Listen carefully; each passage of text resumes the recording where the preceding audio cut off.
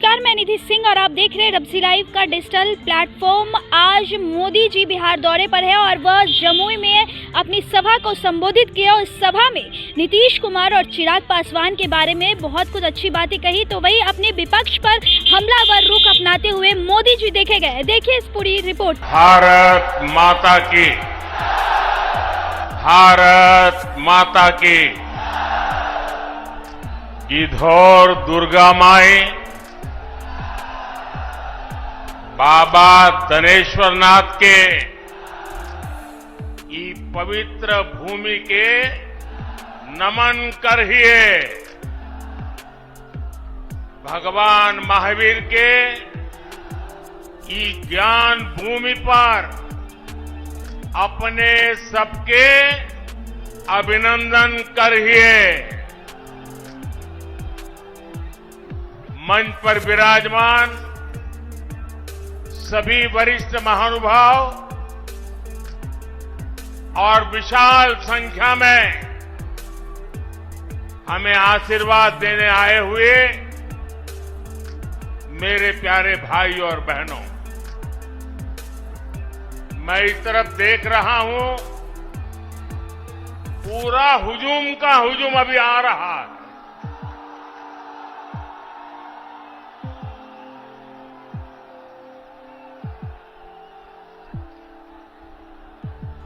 अब जरा मैं आपको सवाल पूछना चाहता हूं, ये चुनाव सभा है कि विजय सभा है?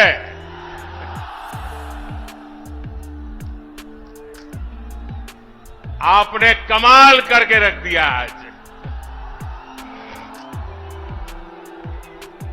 आज जमुई की इस खूबसूरत धरती पर उमड़ा ये जन सैलाब बता रहा है जनता का मूड क्या है। जुमई से बीजेपी और एनडीए के पक्ष में उठी ये हुंकार बिहार के साथ ही पूरे देश में गूंज रही है। जमुई, नवादा, मुंगेर, बांका के साथ साथ बिहार की सारी 40 सीटें एनडीए के खाते में देने का आप बिहार वासियों का निर्धार, मैं इस निर्धार को नमन करता हूं और इसलिए पूरा बिहार कह रहा है, फिर एक बार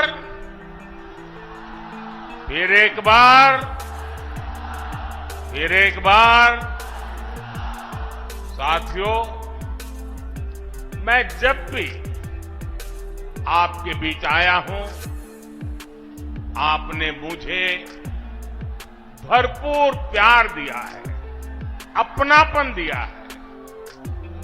लेकिन आज इस मंच से एक कमी हम सबको महसूस हो रही है। हमारे लिए ये पहला ऐसा चुनाव है जब बिहार के बेटे दलितों, वंचितों के प्रिय और मेरे परम मित्र पद्म विभूषण से सम्मानित रामविलास पासवान जी हमारे बीच नहीं है। मुझे संतोष है कि रामविलास जी के विचार को मेरा छोटा भाई चिराग पासवान पूरी गंभीरता से आगे बढ़ा रहे हैं। 19 अप्रैल को आप एनडीए को जो समर्थन देंगे, आप भाई अरुण भारती जी को जो एक एक वोट देंगे वो रामविलास जी के संकल्पों को मजबूती देगा। साथियों, बिहार की धरती पूरे देश को दिशा दिखाने वाली रही है। बिहार की इस धरती ने आजादी की लड़ाई में और स्वतंत्र भारत की नींव मजबूत करने में बहुत बड़ी भूमिका निभाई है। लेकिन दुर्भाग्य से बिहार के सामर्थ्य के साथ आजादी के बाद 5-6 पीढ़ियों के साथ यहां न्याय नहीं हो पाया। बिहार को एनडीए गठबंधन बहुत ही परिश्रम से एक बड़े दल से बाहर निकाल कर लाया है। हमारे नीतीश बाबू की इसमें बहुत बड़ी भूमिका रही। अब समय आ गया है कि बिहार और तेज गति से विकास करे।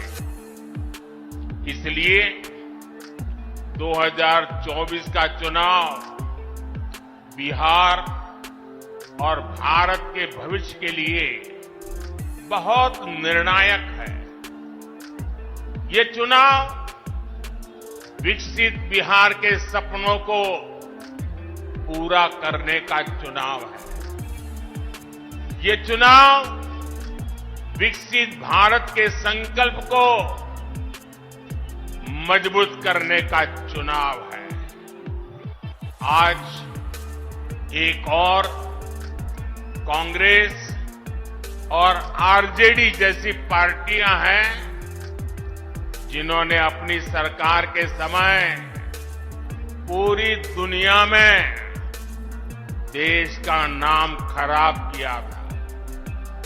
दूसरी ओर बीजेपी और एनडीए है जिसका एक ही लक्ष्य है, विकसित भारत का निर्माण, खुशहाल बिहार का निर्माण।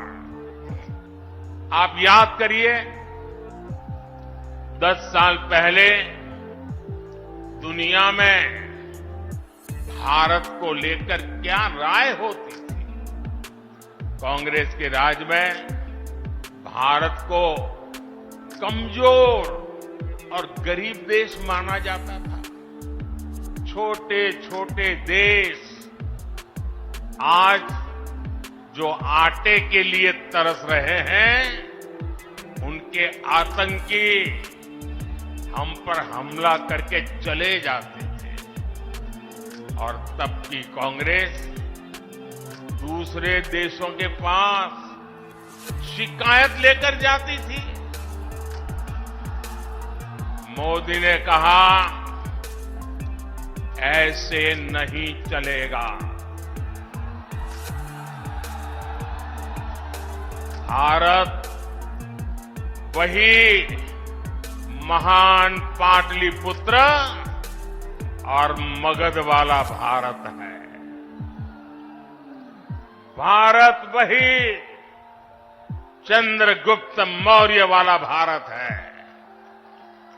आज का भारत घर में घुसकर मारता है।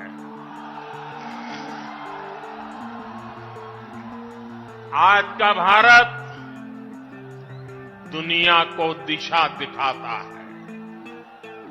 अब दुनिया देख रही है कि केवल 10 वर्षों में भारत की साख और भारत की हैसियत आज कैसे बढ़ी है। आज भारत दुनिया की 5वीं सबसे बड़ी अर्थव्यवस्था बन चुका है।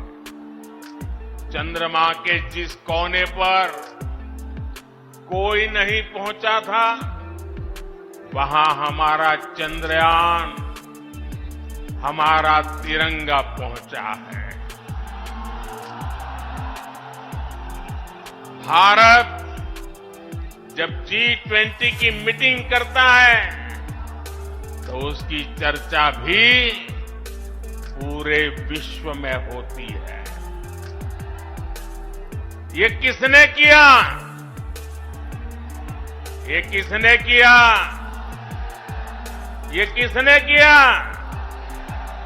जी नहीं, आपका जवाब गलत है। ये मोदी ने नहीं, ये आपने किया है। आपके एक वोट ने किया है। आपके वोट की वो ताकत थी जिसके कारण ये सब संभव हुआ है। और इसलिए इस सफलता के हकदार अगर कोई है तो आप मेरे प्यारे देशवासी हैं। साथियों, आज देश कैसे बदल रहा है, बिहार खुद इसका साक्षी है। और बिहार कैसे बदल रहा है, इसका उदाहरण जमुई में भी देख सकते हैं। आप याद करिए, हमारा ये जमुई आरजेडी और कांग्रेस के काले दौर में यहां क्या हालत होते थे। जमुई की पहचान कैसी बना दी थी इन लोगों ने। जमुई आरजेडी के जंगल राज का कितना बड़ा भुक्तभोगी होता था। जमुई की पहचान नक्सलवाद से होती थी। सरकार की योजनाएं यहां पहुंचने ही नहीं दी जाती थी। नक्सली यहां सड़कें नहीं बनने देते थे। इसका नुकसान यहां के गरीब, मजदूर और किसान को होता था। लेकिन आज वही जमुई विकास के हाईवे पर तेज रफ्तार पकड़ रहा है। नक्सलवाद दम तोड़ चुका है। जो लोग नक्सलवाद के रास्ते पर भटक गए थे, उन्हें हमारी सरकार ने मुख्य धारा से जोड़ा है। उनके परिवारों को पूरा सहयोग दिया है। अब इस इलाके से एक्सप्रेसवे निकलेगा, मेडिकल कॉलेज भी खुल गया है। अब जमुई के एक और देवघर से हवाई जहाज की सेवाएं शुरू हो गई हैं, तो दूसरी ओर गया एयरपोर्ट के विस्तार की तैयारी भी चल रही है। इस इलाके में इतनी प्राकृतिक सुंदरता है। हमारा प्रयास है कि देवघर और गया जी आने वाले लोग यहां भी आकर के जाएं। पूरे बिहार में रोड इंफ्रास्ट्रक्चर के लिए हमारी सरकार करीब 1 लाख करोड़ रुपए खर्च कर रही है। इन सारे प्रयासों से यहां रोजगार और स्वरोजगार, इसके अनेक अवसर बन रहे हैं। भाइयों और बहनों, आपको एक बात और कभी भी भूलनी नहीं है। हमेशा हमेशा याद रखिए, और कोई भी गरीब मां का बेटा इसको भूल नहीं सकता। कोई भी किसान का बेटा भूल नहीं सकता है।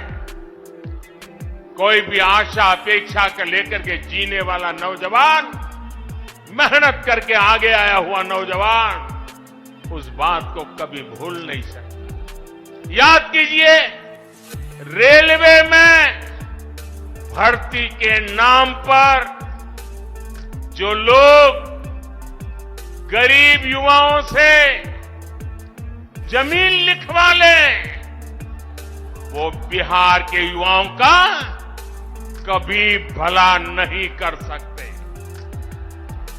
रेल मंत्री हमारे नीतीश बाबू भी थे। आज तक कोई शिकायत नहीं आई नीतीश बाबू के खिलाफ। और इन लोगों ने गरीबों की जमीन छीन ली। घमंडिया गठबंधन वालों के समय में केवल खस्ता हाले ट्रेनें चलती थी, लेकिन अब पूरे देश की तरह ही बिहार के लोग भी वंदे भारत ट्रेन में सफर कर रहे हैं। और जल्द ही ये ट्रेनें देश के हर रूट पर दौड़ती नजर आएगी। जमुई के पुराने रेलवे स्टेशन की जो हालत है वो तो आप भली भांति जानते हैं। अब जमुई का रेलवे स्टेशन भी आधुनिक बन रहा है। कुछ महीने पहले जब नए रेलवे स्टेशन की तस्वीर दिखाई गई थी तो सब जगह उसकी चर्चा हुई थी। वो दिन दूर नहीं जब बिहार के बड़े रेलवे स्टेशन भी एयरपोर्ट्स की तरह सुविधा युक्त होंगे। साथियों, अभी नीतीश बाबू बता रहे थे कितने सारे काम हुए। भाई चिराग बता रहे थे कितने सारे काम हुए। हमारे सम्राट जी बता रहे थे कितने सारे काम हुए। और मैं भी इतने सारे काम बता सकता हूं, शायद रात भर मीटिंग चलानी पड़े। लेकिन उसके बावजूद भी भाइयों बहनों, ये मोदी है। मोदी की कुछ सोच ही अलग है। ये इतने सारे कामों की सूची बताई जाती है ना, ये 10 साल में जो हुआ वो तो सिर्फ ट्रेलर है, ट्रेलर। अभी तो बहुत कुछ करना है। अभी तो हमें देश को, बिहार को बहुत आगे लेकर के जाना है। आप मेरे साथ सहमत हैं? सहमत हैं? सहमत हैं? और आगे जाना है ना? बहुत आगे बढ़ना है ना? बिहार को भी बढ़ाना है ना? हिंदुस्तान को भी बढ़ाना है ना? साथियों, ये मोदी गरीबी के ताप को सहकर यहां पहुंचा है। इसलिए हर गरीब के सपने का महत्व मोदी भली भांति जानता है, उसको जीने का प्रयास करता है। और इसलिए बिहार के मेरे नौजवान, बिहार की मेरी माताएं बहनें, बिहार के हर बुजुर्ग, मेरे शब्द लिख करके रखिए। और ये मोदी की गारंटी है, आपका सपना, आपका सपना ही मेरा संकल्प है। इसलिए केंद्र सरकार ने गरीब कल्याण को सर्वोच्च प्राथमिकता दी है। केंद्र सरकार के प्रयास से यहां बिहार में गरीबों को 37 लाख पक्के घर मिले हैं। आज बिहार के करीब 9 करोड़ जरूरतमंदों को मुफ्त राशन मिल रहा है। और मोदी की गारंटी है, अगले 5 साल भी मिलता रहेगा। बिहार में 84 लाख से ज्यादा आयुष्मान कार्ड भी बने हैं। इसलिए ही मैं कहता हूं, जब नीयत सही तो नतीजे सही। साथियों, बीजेपी सरकार इंसानों की सेवा तो कर ही रहा है, हमने पशुधन की भी उतनी ही रक्षा करने का तय किया है। केंद्र सरकार ने बिहार के करीब 2 करोड़ पशुओं को खुरपका, मुंहपका जैसी बीमारियों से बचाने के लिए मुफ्त में टीकाकरण का अभियान चलाया है। आपको कोविड के समय मुफ्त में जो मोदी ने टीका दिया वो तो याद है। मोदी पशुओं को भी टीका मुफ्त में लगा रहा है। पहले गरीबों का जो पैसा बीच में ही लूट लिया जाता था, अब वो सीधे आपके खाते में पहुंच रहा है। आज बिहार के 85 लाख से ज्यादा किसानों को पीएम किसान सम्मान निधि का लाभ मिल रहा है। यहां जमुई में ही किसानों को इस योजना के तहत 850 करोड़ रुपए से अधिक सीधे उनके बैंक खाते में पहुंचे हैं। आप मुझे बताइए साथियों, एक गठबंधन गठबंधन वालों की सरकार होती तो आपके बैंक खाते में सीधे पैसे भेजने वाली व्यवस्था बनती क्या? हो सकता क्या? आरजेडी कांग्रेस आपके हक के सारे पैसे भी लूट लेते और आपसे साइन भी करा लेते कि हां पैसा मिल गया है। साथियों, आज देश के सारे भ्रष्टाचारी जो हमेशा एक दूसरे से लड़ते थे, एक दूसरे पर भ्रष्टाचार के आरोप लगाते थे, एक दूसरे को जेल में बंद करने की मांग कर रहे थे, अब वो सब मिलकर मोदी आया।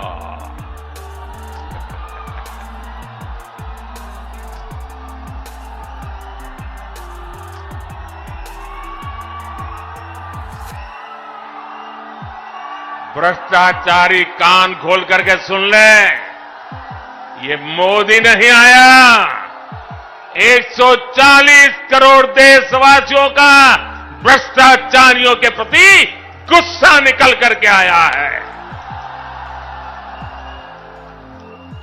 और इसलिए ये मोदी के खिलाफ अनाप शनाप पता नहीं क्या क्या बोलते हैं। साथियों, मैं कहता हूं भ्रष्टाचार हटाओ। मोदी कहता है भ्रष्टाचार हटाओ, वो कहते हैं भ्रष्टाचारी बचाओ। आप मुझे बताइए, भ्रष्टाचार हटना चाहिए कि नहीं हटना चाहिए? इस देश से भ्रष्टाचार जाना चाहिए कि नहीं जाना चाहिए? हर स्तर पर से भ्रष्टाचार जाना चाहिए कि नहीं जाना चाहिए? जिन्होंने लूटा है उन्होंने लौटाना पड़ेगा कि नहीं पड़ेगा? साथियों, ये कौन लोग हैं जो भ्रष्टाचार के खिलाफ इतनी बड़ी लड़ाई का विरोध कर रहे हैं? आप देखिए, एक तरफ एनडीए सरकार है जो नए उद्योग लगाने की बात करती है, दूसरी ओर ये लोग हैं जिनकी पहचान अपहरण उद्योग की रही है। एक तरफ एनडीए सरकार है जो सोलर पावर और एलईडी लाइट की बात करती है, दूसरी ओर एक गठबंधन गठबंधन वाले लोग बिहार को लालटेन युग में रखना चाहते हैं। हम नीतीश जी के सहयोग से बिहार में हाईवे और एक्सप्रेसवे बना रहे हैं, जबकि आरजेडी ने बिहार को गड्ढे और खाई में धकेल दिया था। एनडीए सरकार गरीबों की उनकी जमीन का प्रॉपर्टी कार्ड दे रही है, जबकि आरजेडी के लोग गरीबों की जमीनों पर कब्जा करते हैं। हम महिलाओं को सुरक्षा की गारंटी देते हैं, बेटियों को नए अवसर देते हैं, जबकि आरजेडी के लोग जंगल राज में बेटियों को सड़कों से उठा लिया जाता था। साथियों, हमारी सरकार में राम मंदिर का 500 वर्ष पुराना सपना पूरा हुआ।